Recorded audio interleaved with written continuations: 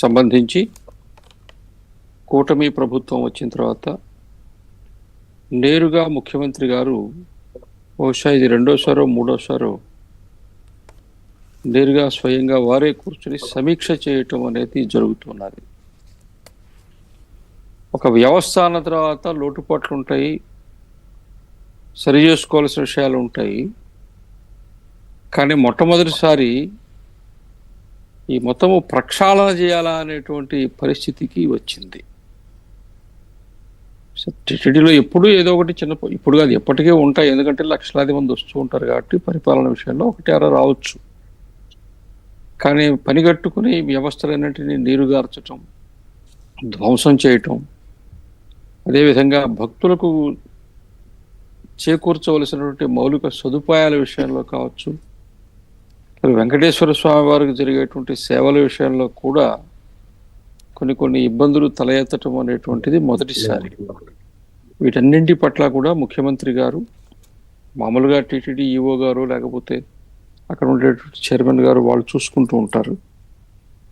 కానీ చాలా ప్రతిష్టాత్మకంగా భావించి వీటిని సరిచేయాలా అనే ఉద్దేశంతో కంకణం కట్టుకుని ముఖ్యంగా చంద్రబాబు నాయుడు గారికి వెంకటేశ్వర స్వామి వారు ఇలవేల్పు, మనందరికీ ఇలవేల్పు వారికి అందరికి కూడా. కానీ ప్రత్యేకించి వారికి ఉండేటువంటి భక్తి శ్రద్ధలు, నిష్ఠ, దానితో పాటు గతంలో రామారావు గారు ముఖ్యమంత్రిగా ఉన్నప్పటి నుంచి కూడా తిరుమల విషయంలో ప్రత్యేకమైన దృష్టి పెట్టి దాన్ని సరిగా ఒక క్రమశిక్షణాయుతమైన పద్ధతిలో ఉంచారు అనటంలో ఏమాత్రం సందేహము లేదు, అతిశయోక్తి కూడా లేదు.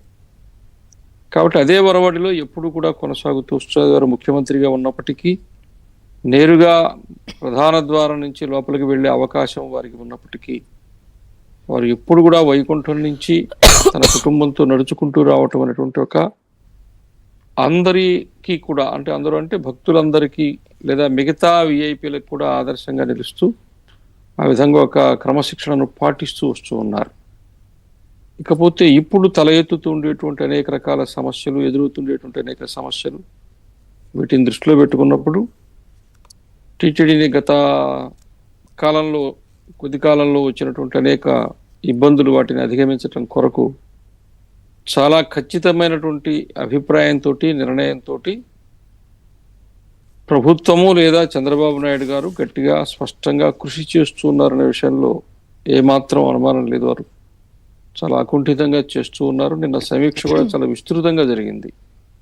అన్ని విషయాల పట్ల కూడా ఒక్కొక్కటి కూడా నిజానికి చెప్పాలంటే తిరుమల తిరుపతి దేవస్థానం ధర్మకర్తల మండలిలో జరిగేటువంటి చర్చ కంటే కూడా విస్తృతంగా జరిగింది. కాబట్టి ఇది మనము హిందూ సమాజం అందరం కూడా హర్షించవలసిన విషయము, అభినందించవలసిన విషయం.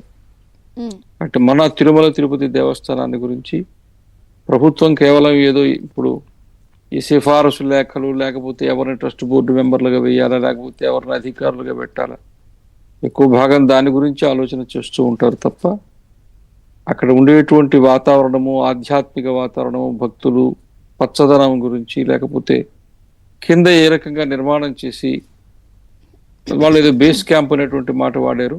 సరే, దానికి మళ్ళీ ఏదైనా పేరు పెట్టచ్చు కాక. కాబట్టి ఇవన్నీ ఆలోచన చేస్తున్నారంటే దాని పట్ల ఒక అవగాహన ఉండి దాన్ని ఎలా తీర్చిదిద్దాలా అనే విషయంలో కూడా ఒక రూపకల్పన చేసేటువంటి అవగాహన కూడా కలిగి ఉండి నేను చర్చ జరిగింది అని చెప్పి అనిపిస్తున్నది. కరెక్టే. కానీ కలిసి పనిచేయలేరా అని అంటాం, అసహనం వ్యక్తం చేయడం, రూపాయి కూడా వేస్ట్ కాకుండా ఉండడం, ఈ భద్రత డొల్లతనం బయటపడుతున్న అంశాలను ఎలా చూడాలి? ఈ కలిసి పనిచేయటం అనేటువంటిది వ్యక్తుల మధ్య ఉండేటువంటి అవగాహన, వ్యక్తిత్వాల మధ్యలో ఉండేటువంటి పోటీతత్వం